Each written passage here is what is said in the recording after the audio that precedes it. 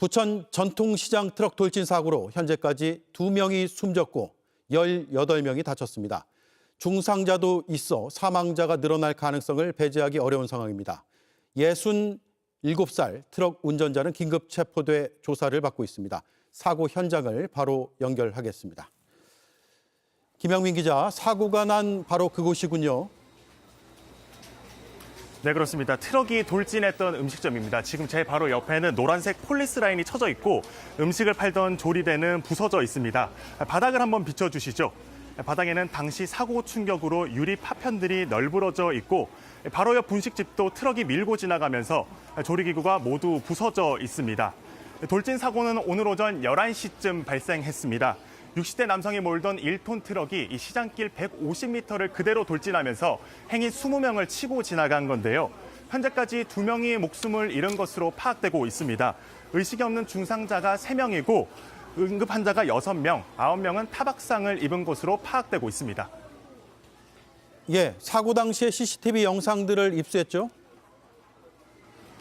네, 그렇습니다. 저희 취재진이 오늘 사고 당시 CCTV 모습들을 여러 가지 입수를 했는데요.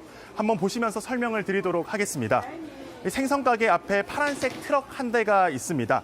살짝 후진하는 듯 하더니 갑자기 방향을 바꿔 앞으로 질주하기 시작합니다. 빠른 속도로 달려나가자 손님들도 모두 놀란 듯 쳐다보는데요. 바로 앞 가게 좌판부터 들이받더니 그대로 속도를 내서 사람들을 향해 돌진합니다. 좁은 골목길을 빠르게 질주하다 보니 장을 보고 있던 행인들이 어디로 피할 새도 없이 트럭에 부딪혔습니다. 트럭이 빠르게 지나가고 난 뒤 부딪힌 사람들이 그대로 바닥에 널브러지는 참담한 장면들도 그대로 CCTV에 기록됐습니다. 이 트럭은 상가와 행인들을 치며 150m가량을 질주한 뒤 한 속옷가게 기둥에 부딪히고 나서야 멈춰섰습니다. 네, 당시 목격자들도 만나봤습니까? 네, 그렇습니다. 목격자들은 하나같이 트럭이 너무 빠른 속도로 지나갔다 이렇게 말을 했는데요. 직접 들어보시겠습니다. 너무 빨리 달려왔기 때문에 그래갖고 저희도 이게 찬지도 몰랐고요. 그러니까 비명 소리가 먼저 들렸고 그 다음 비명 소리 들리고 나서 그 다음에 그냥 팡 소리 나면서 이제 거의 뭐 지진 난 듯이 이렇게 된 거죠. 지진 소리처럼. 훅 지나가고 나서 보니까 할머니가 뻗어 있더라고요. 근데 보니까 의식이 없더라고. 그래서 누가 손님들한테 119 신고라고 119 소리 질렀더니 신고를 해서. 네, 경찰이 트럭 운전자를 긴급 체포해서 조사하고 있죠? 네, 그렇습니다. 67살 트럭 운전자는 이 상인의 생선가게 상인이었던 것으로 파악됐는데요. 물건을 내리고 후진하려던 찰나 사고가 발생한 것으로 파악되고 있습니다. 목격자 등에 따르면 운전자는 내려서 급발진을 주장했다고 말했는데요. 크게 다치지는 않아서 곧바로 긴급 체포돼 지금은 경찰 조사를 받고 있는 것으로 전해졌습니다. 네, 알겠습니다. 지금까지 부천 제1시장에서 김영민 기자가 전해드렸습니다. 국민의힘 대표 선거를 지원하고 그 대가로 통일교 몫의 비례대표 한석을 약속했다. 김건희 씨를 수사한 특검의 판단입니다.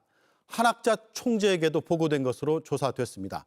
JTBC의 취재 결과 이런 대가 관계에 따라 통일교는 2달 만에 교인 2,400명을 국민의힘 당원으로 가입시켰다고 특검이 결론 냈습니다. 윤정주 기자가 취재했습니다. 특검은 김건희 씨가 국회의원 비례대표를 대가로 통일교의 당원 가입에 개입했다고 판단했습니다.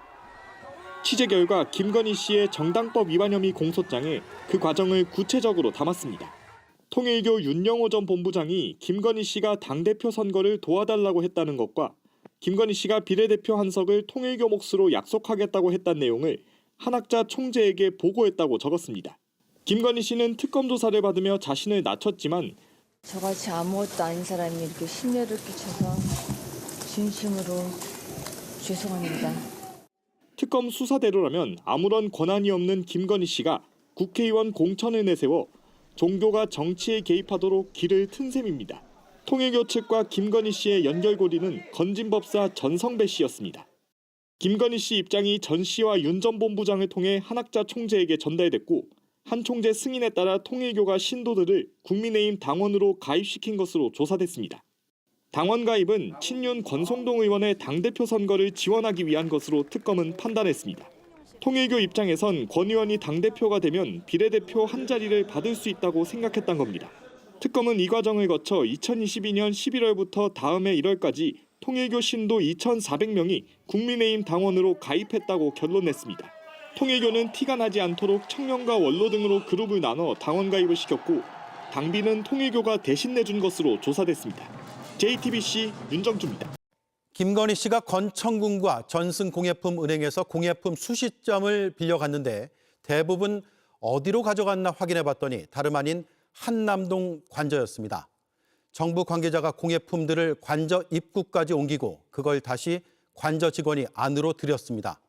일부는 망가져서 대통령실이 돈을 물어줬습니다. 한민정 기자의 단독 보도입니다. 대통령실은 2023년 3월 건청궁에서 주치람과 보안, 백동촛대 등 전시공예품 9점을 빌려갔습니다. 대여 명목은 대통령실 주최 국가 주요 행사용 물품 전시.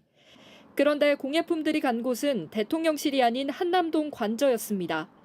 같은 달 전승공예품은행에서 추가로 빌린 갓 놀이개, 주치람, 월야 선유도 등 32점이 간 곳도 관저였습니다. 지금까지 확인된 것만 40점 넘게 관저로 들어간 겁니다. JTBC 취재에 따르면 정부 관계자가 공예품들을 관저 입구 하얀 단층 건물까지 가지고 가면 그 다음은 관저 직원이 옮겼던 걸로 파악됐습니다. 건청궁 전시품과 공예품을 관저 어디에 뒀고 무엇을 했는지 반드시 국민들께 밝혀야 합니다. 공예품 가운데는 훼손돼 돌아온 것도 있었습니다. 목심접히 사주함도 훼손됐고 다화는 깨진 채 돌아와 대통령실이 변상금 300만 원을 물기도 했습니다. 규정도 제대로 지켜지지 않았습니다.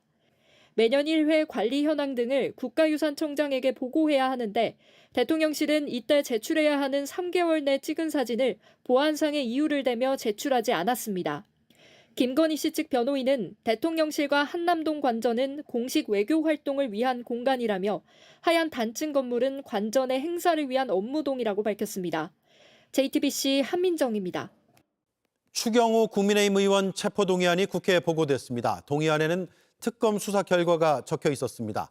윤석열 전 대통령이 군이 정치에 참여해야 한다며 민주당을 비난했고 한동훈은 빨갱이라고 말했고 이를 전해들은 신원식 당시 국방장관이 김용현 경호처장에게 항의했다는 내용이 담겼습니다. 박병영 기자입니다.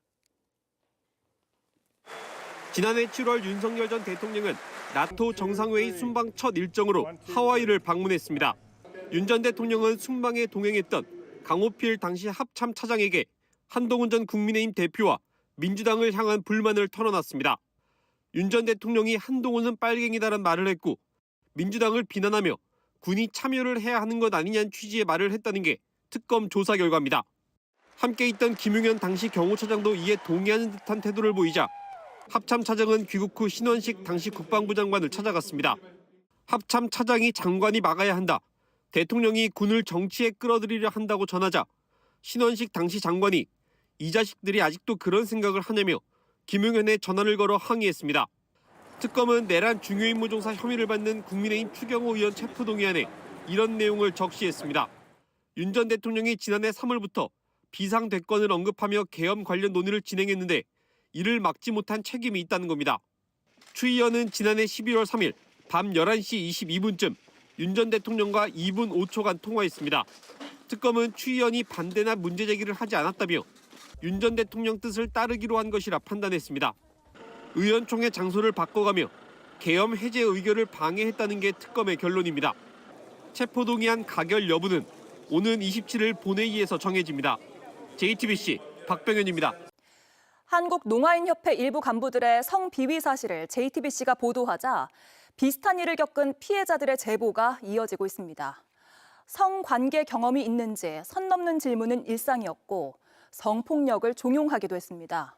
이 밖에 성희롱 언행은 차마 방송으로 전하기 처참한 수준이었습니다. 안지연 기자가 취재했습니다. 한국농아인협회 정희찬 상임이사의 통화 장면입니다. 수어로 하는 이 대화, 농아인 여성 직원을 언급합니다.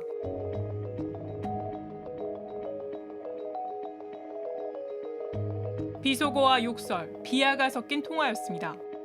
사실상 성폭력을 뜻하고 종용하기도 했습니다. 이 대화 자체로도 성폭력에 해당한다는 게 전문가들 견해입니다. 이런 제보는 쏟아지고 있습니다.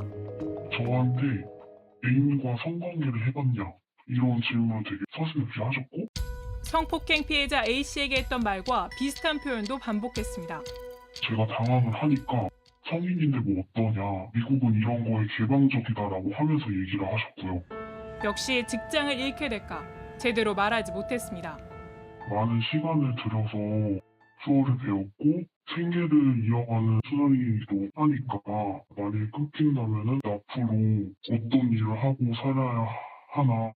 또 다른 수어 통역사는 조남재 전 총장이 악수를 한 뒤 내 손 부드럽지, 속살은 더 끝내준다고 말했다고 증언했습니다. 소리내어 말할 수 없어 서로 몸을 두드린 뒤 대화하는 농아인들 특성을 악용했다고도 했습니다. 성희롱과 갑질은 일상이었지만 이 간부들은 협회 안에서 무소불위 권력을 휘둘렀습니다. 반대 목소리를 내는 회원은 일자리를 뺏었습니다. 경쟁자가 될 수 있거나 반대 목소리를 내는 인물은 아예 협회에서 제명시켜버렸습니다. 왜 저렇게 넉다운 돼갖고 해롱해롱되는데 내가 돌아다니면서 미친 듯이 계속 밟아버린 거예요. 표현이 쉽지 않아 다소 소극적이고 위축됐던 농아인들은 목소리 내기를 포기했습니다. 이제야 목소리를 내기 시작했습니다. 한국농아인협회는 관련 의혹이 소명될 때까지 정의사를 직무에서 배제하겠다고 밝혔습니다. JTBC 안지연입니다. JTBC 뉴스를 시청해 주셔서 고맙습니다. 저희는 저녁 6시 30분 뉴스룸에서 뵙겠습니다.